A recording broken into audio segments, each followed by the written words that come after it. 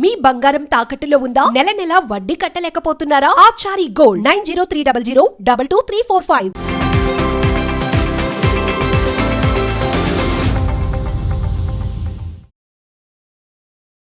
నమస్తే, నేను మీ ముఖేష్. ఈరోజు మనతో పాటు ఉన్నారు బ్రహ్మశ్రీ వెన్నంపల్లి నిశాంత్ శర్మ అవధాని గురూజీ గారు.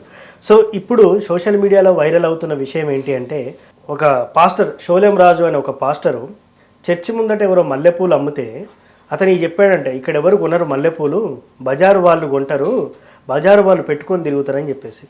సో హిందువుల మీద ఇలాంటి వివాదాస్పద వ్యాఖ్యలు చేస్తున్నటువంటి పాస్టర్లకు ఎలా గుణపాఠం చెప్పాలో నాకైతే అర్థం కావట్లేదు. సో ఇప్పుడు ఈ విషయం మీద మాట్లాడడానికి మనతో పాటు నిశాంత్ శర్మ గారు ఉన్నారు. నమస్కారం నిశాంత్ శర్మ గారు. మహాదేవ. రోజు రోజు సనాతన ధర్మం మీద బురద జల్లే ప్రయత్నం జరుగుతూ ఉంది. సో ఈరోజు చూసుకున్నట్టయితే ఒక పాస్టర్ షోలెం రాజు అనే ఒక పాస్టరు బజారోళ్ళు మల్లెపూలు పెట్టుకుంటారు, మా క్రిస్టియన్లు పెట్టుకోరు, పవిత్రులు అని చెప్తా ఉన్నారు. మరి వాళ్ళు పవిత్రులో ఇంకేమో నాకైతే తెలియదు, కానీ హిందువుల మీద ఇలాంటి వ్యాఖ్యలు చేయడం ఎంతవరకు కరెక్ట్ అంటారు?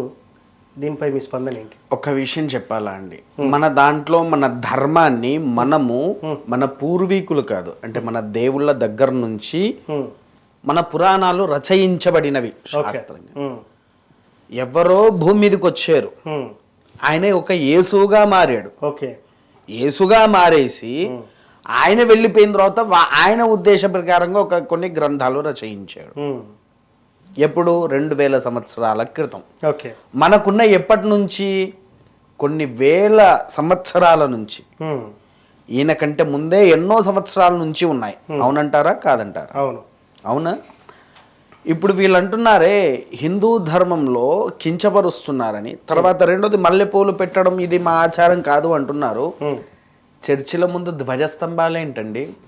అదో దిక్కుమాలిన పెంట, నాకైతే అదంతా విచిత్రంగా ఉంది. మీరు చూసారా చర్చిల ముందు ధ్వజస్తంభాలు పెట్టింది? చూసారా? ఇక్కడ మన సికింద్రాబాద్ పోతా అంటే ఒక చర్చికి ఉంది, ఓ చర్చికి గజస్వామం ఉంది. నేను అది గుడి అనుకున్నా, చూసేసరికి అంత వేరే ఉంది కథ. అలా అనుకుంటా ధ్వజస్తంభం పెడుతున్నారు. పోనీ ఈ విషయం పక్కకు పెట్టండి, కిందటి సంవత్సరంలో బతుకమ్మ పండుగప్పుడు వీళ్ళందరూ కలిసి బతుకమ్మలు ఆడదు. మరి యేసు ఎక్కడని చెప్పిండు వాళ్ళకు బతుకమ్మ ఆడమని, నా చర్చిలో ధ్వజస్తంభం పెట్టమని? వాళ్ళ పుస్తకాలను వాళ్ళే ఇంకొంతమంది కొత్తగా రాసుకుంటున్నారు. వాళ్ళంతటా వాళ్ళే రాసుకుంటున్నారు.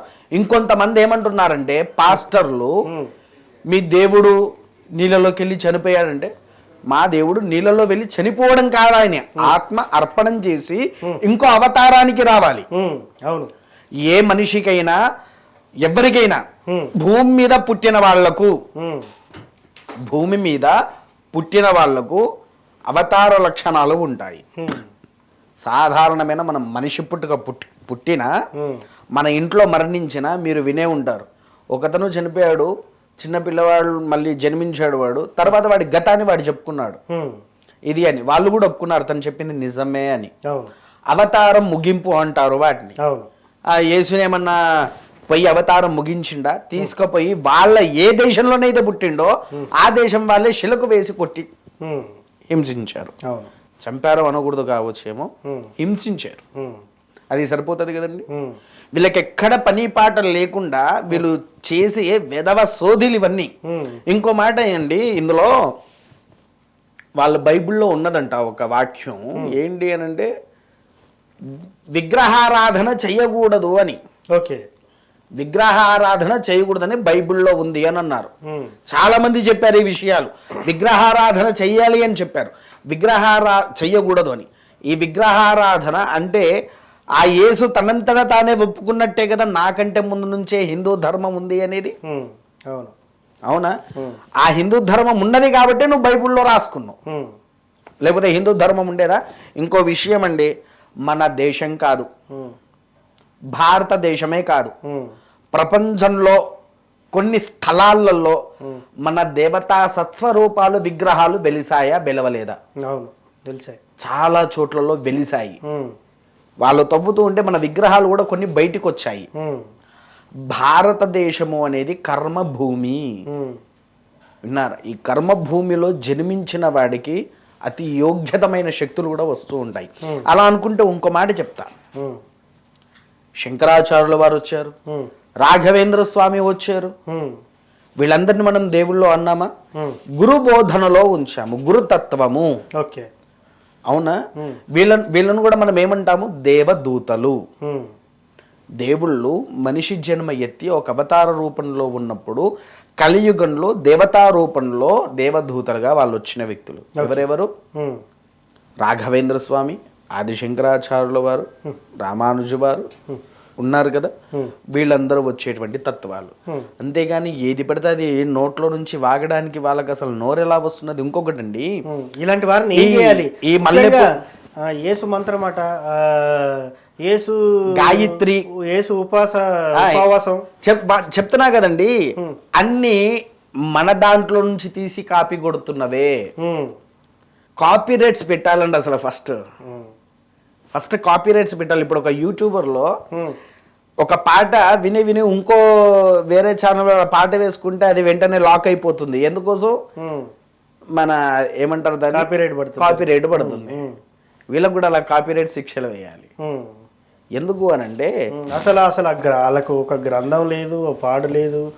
దాంట్లో మళ్ళా వీళ్ళు యేసు గాయత్రి మంత్రం అని, యేసు మంత్రం అని, యేసు ఉపవాసం అని, ఇదంతా ఏంటి అసలు ఇది మన ధర్మాన్ని పక్కదారి పట్టించడానికి ఇవన్నీ చేస్తున్నదా ఏంటి అసలు? ఇప్పుడు ఇప్పుడు ఇందాక చేసిన షోలేం రాజు వ్యాఖ్యలు కూడా చాలా వివాదాస్పదంగా మారాయి. సో ఇలా పవిత్రులు కాదు అనడం వరకు ఎంతవరకు కరెక్ట్? ఇలాంటి వాడిని మనం ఏం చేయాలి? మనకి ఎన్ని గ్రంథాలు ఉన్నాయి? 18 పురాణాలు, ఇతిహాసాలు, వేద శాస్త్రాలు. శాస్త్రాల్లో మళ్ళీ శాస్త్రాలు మనకి ఎన్నో ఉన్నాయి. అవునా? వాళ్ళకున్నది ఏంటి? ఒకటే గ్రంథం. ఒకటే గ్రంథంతో పట్టుకున్నారు వాళ్ళు, బైబుల్. ఒక కామన్గా మీకు ఇంకో విషయం చెప్తా వినండి. ఒక పిల్లవాడు ఉన్నాడు, స్కూల్లో చదవడానికి వేశారు. ఎన్ని సబ్జెక్ట్స్ ఉన్నాయి? ఎన్ని ఉన్నాయి? 6 ఉంటాయి, 7 ఉంటాయి అంతే. Maths, Telugu, Hindi, English, science, social, GK, computers, మళ్ళీ మ్యాథ్స్ లో 2 మ్యాథ్స్లు, ఫిజిక్స్ లో 3-4 ఫిజిక్స్ లో, సోషల్, ఎకనామిక్స్ ఉన్నాయా? ఇవన్నీ ఎందుకు చదివిస్తున్నారు పిల్లవాడికి? జ్ఞానం రావాలి, విధి తెలవాలి, వాడికంటే ఒక సంస్కారం రావాలి. ఒకటే ఉన్నదానికి ఏముంటదండి సంస్కారం? నరం లేని నాలిక 100 అక్షరాలు మాట్లాడుతుంది. విన్నారా? కాకపోతే ఒక్కటి చెప్పమంటే, రోడ్డు మీద ఒక ఏనుగు పోతుందండి, కుక్కలు మరుస్తుంది. ఏనుగు ఏం చేస్తుంది? చూసి చూడనట్టుగా పోతుంది. ఓపిక. హిందువులో మనకున్నది ఏంటి అని అంటే చాలా ఓపికగా ఉంటారు మన వాళ్ళు. కానీ ఒక్కసారి కుక్కల మీదకి ఆ ఏనుగు తిరగబడితే అంతే కదా, విధ్వంసమైందా? మొన్న వాడెవడో చచ్చాడు, పాస్టర్లో వాడెవడో చచ్చాడు, అది హిందువులే చేశారని చెప్పేసేసాడు అన్నాడు. తర్వాత పూర్తి ఆధారాలు బయటపడితే ఏమైందండి? ఒక్కొక్కరు నోరు లేని అయిపోయినాయి. జరిగిన ఘటన అది. అంతగానం జరిగిన వాళ్ళు హిందువుల మీదనే మాట్లాడారు. అంటే ఇదేంటి అని అంటే మత కలహాలు రేపాలి. మొదలు భారతదేశంలో ముఖ్యంగా ఈ తెలంగాణ ప్రాంతంలో హిందూ సమాజం చాలా గొప్పది. ఎక్కడైనా చూడండి, మీరు ఆంధ్రాలో అయినా చూడండి, హిందువులు ఉన్నారు, లేరు అన్నట్ల. తెలంగాణలో ఉండే అంత భక్తి ఆంధ్రాలో లేదు జనాలలో. మన దాంట్లో ప్రతి ఒక్కరూ దేవుని నమస్కరిస్తారు. అవునా? ఆలయానికి వెళ్తారు. ఆంధ్రాలో వెళ్ళి చూడండి, అతి తక్కువ ఆలయానికి వెళ్తారు, అతి తక్కువగా. అందుకే అటువైపు చూడండి చాలా మంది మత మార్పులు ఎక్కువ ఉన్నాయి. తెలంగాణలో చాలా చాలా తక్కువ. అవునా కాదా? చూసారా మీరు? మనకు తెలియదా? చూడండి ఒక్కసారి. ఇంకా ఆయన చేస్తున్నారంటే మత మార్పిడి కోసం పుస్తకాలు పట్టుకొని ఇంటింట తిరుగుతున్నారు. అవును. అసలు యేసు అనేటువంటి వ్యక్తి మతం మారుమని చెప్పలేదు, మతంలోకి రండి అని చెప్పట్లేదు. మరి బలవంతంగా లాగడం ఏంటి అసలు? మనుషులకు డబ్బు ఆశ చూపిస్తున్నారండి. ఆ డబ్బు ఆశ ఎందుకనంటే సాధారణంగా బీదవాడైనా డబ్బుకి లొంగుతూ ఉంటాడు. అవునా? ఇంకొంతమంది ఏంటి అని అంటే ఈ క్రిస్టియన్స్లో మంచి వాళ్ళు కూడా ఉన్నారండి. మంచి వాళ్ళు ఉన్నారు. మీరు నమ్ముతారో నమ్మరో, మా ఊర్లో ఒక ఛానల్ ఉంది. ఆ ఛానల్ కెమెరామ్యాన్ క్రిస్టియన్. నాతో వస్తాడు. ఎందుకో చిన్న నిజం చెప్పమంటారా? డాక్టర్స్ అందరూ ఆ పిల్లవాడు చనిపోతాడని చెప్పేసి సర్టిఫికేట్ ఇచ్చేశారు. సర్టిఫికేటే ఇచ్చారు. మీరు అతని నెంబర్ ఇస్తా, క్రిస్టియన్ అబ్బాయి. అతనికి ఇస్తా. వాళ్ళ మేనకోడలు, ఉమ్, తన మేనకోడలికి కూతురు అన్నట ఆ పాప కొడుకు. ఉమ్, అయితే ఏం అవసరం లేదురా, ఇగో ఈ భస్మం తీసుకుపోయి పెట్టు అని మంత్రించి వాడికి భస్మం ఇచ్చా.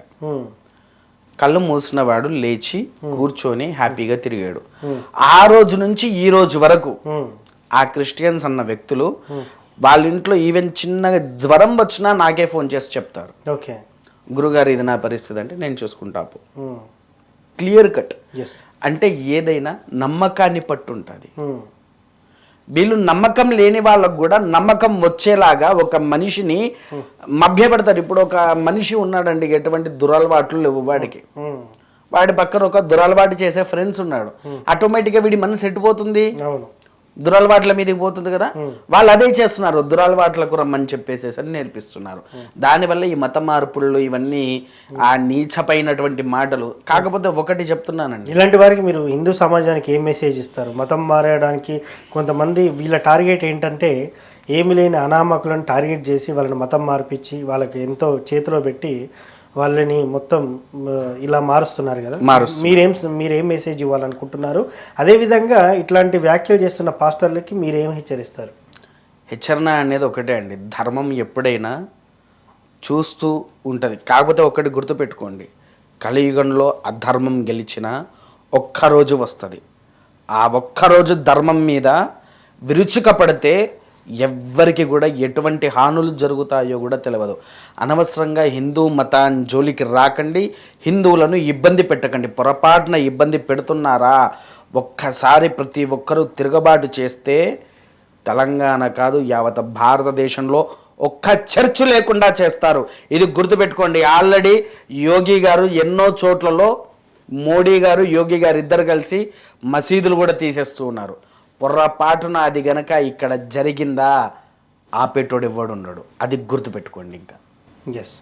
సో మొత్తానికి ఇలా మతం మార్పిడి అనేది కరెక్ట్ కాదు, ఇలా వివాదాస్పద వ్యాఖ్యలు చేయడం కూడా కరెక్ట్ కాదని మీరు అంటారు. అవునండి. సో ఏది ఏమైనప్పటికీ కూడా మతం మారే వాళ్ళు ఎవరైనా కూడా ఒకసారి ముందు ఆలోచించుకోవాలి.